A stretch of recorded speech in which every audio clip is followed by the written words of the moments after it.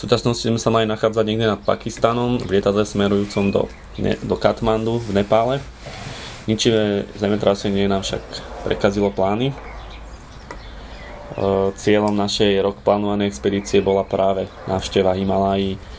Pôvodne sme zamýšľali aj výstup na Island Peak s návštevou základného tábora Mount Everestu.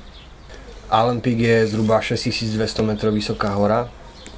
My sme mali vlastne zabezpečené komplet servis, povolenie pre výstup na túto horu. Mali sme zaplatených a vybavených šerpov, nosičov, lezeckú výbavu a servis v basecampe.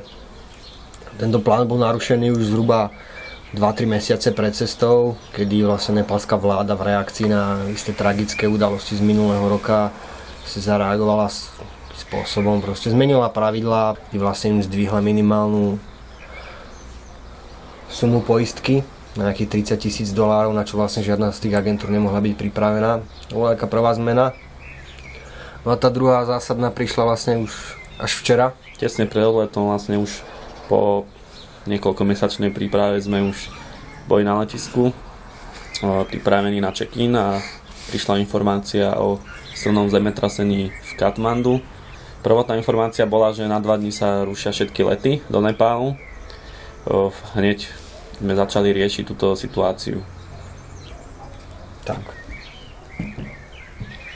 Ako sa neskôr ukázalo, zemetrasenie bolo naozaj silné a následky sú ničivé. Po zvážení všetkých okolností nie je možné ďalej pokračovať v treku, respektíve ho začať v plánovanom termíne. Naším zámerom je vlastne preto preložiť ten celý trek ešte buď na jesennú sezónu, alebo v podstate kopírovať ten itinerár a začať zo začiatku toho budúceho roka.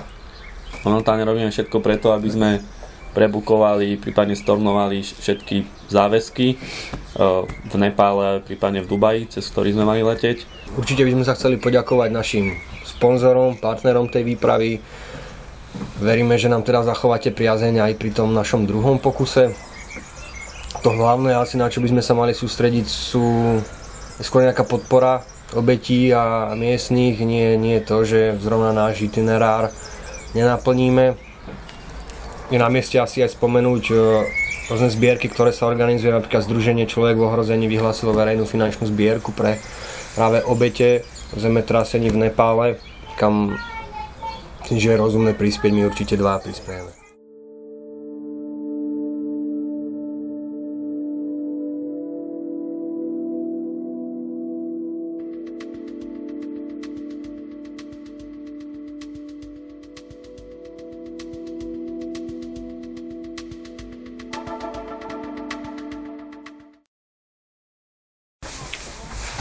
A pánu Sikorovi ďakujeme za sušené mäso.